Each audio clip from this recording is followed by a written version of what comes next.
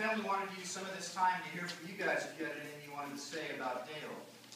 And you're kind of tied to the microphone, so you can't wander too far.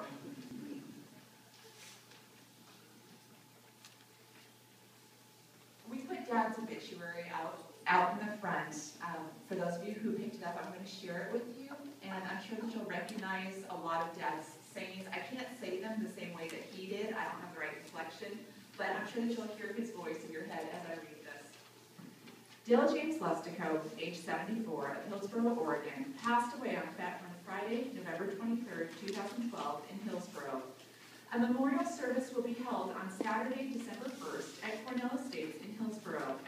A second memorial service in Lompoc, California, and interment at Lompoc Cemetery will be held at a later date. The thing of it is, Dale was born July 1st, 1938 in Worthington, Minnesota, to Everett and Sophia Shackle Crippen Lustico. Dale was baptized October 16, 1938. Dale grew up playing in his father's woodworking shop, where he developed an eye for detail and a love of fine craftsmanship. This may have led to his future career in electrical engineering. He graduated from Worthington High School in 1956. Dale then attended the University of Minnesota and earned a Bachelor of Science degree in electrical engineering in 1962. He later became a registered professional electrical engineer. Dale moved to Sunnyvale, California in 1962 and worked for Lockheed. He met Agnes Rapp in 1968 while at a square dance hoedown.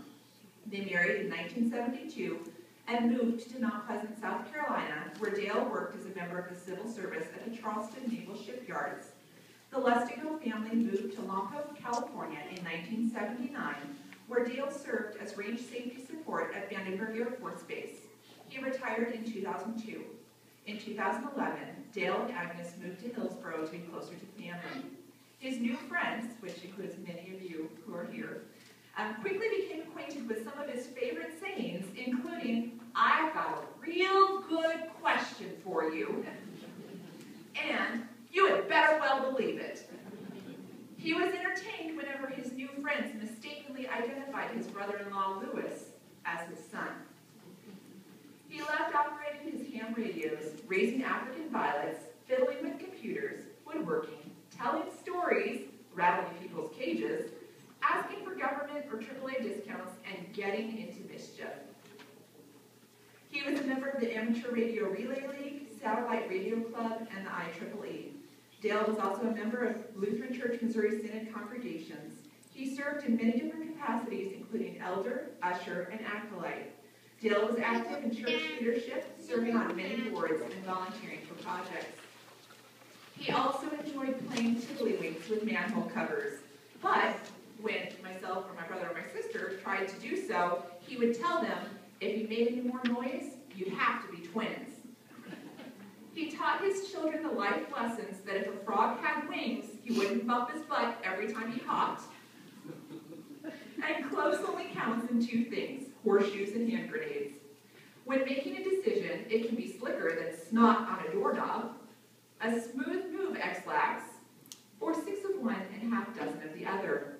His children also learned the basics of architectural design when Dale would tell them that they make a better door than a window.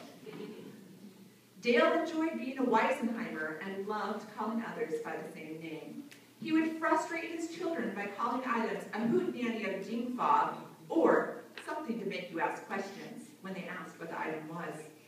If Dale wasn't impressed with someone, he may say, if brains were gunpowder, he might be able to blow his nose.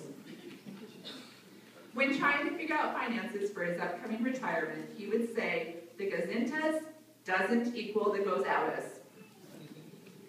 After describing their latest escapades, Dale would say to his kids, I have 2 questions for you. Did you have fun? And would you do it again? They would often reply with one of Dale's favorite sayings, sure, you bet I did. We know that Dale's up in heaven, rattling people's cages, whistling or singing songs, laughing and telling stories. I'm actually going to read the final paragraph, but I'm actually going to ask my family members to stand as I refer to you. So he is survived by his wife, Agnes of Hillsboro, his son, the Reverend James, and his wife, Laura Lustico of Evansville, daughters, Dr. Marie, that's me, Michael, Hoffman of Bourbonnais, Illinois, Susan Lustico of Memphis, Tennessee, and 5 grandchildren who were unable to be with us today. Emma, Jonathan, Timothy, Aaron, and Sophia Lustico. His brothers Mel and Billy Lustico, and Dewey and Hat Lustico of Shatterwick, Washington.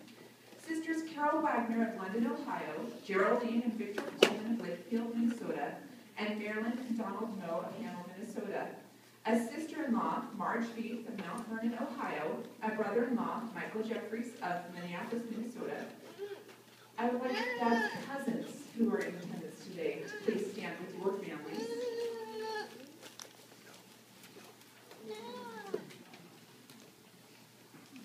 And Mom's family was also Dad's family, so if all the brothers and sisters-in-laws and nieces and nephews and cousins, if you could all stand from the wrap side as well. This is only, there are people standing in the back, they belong to us also.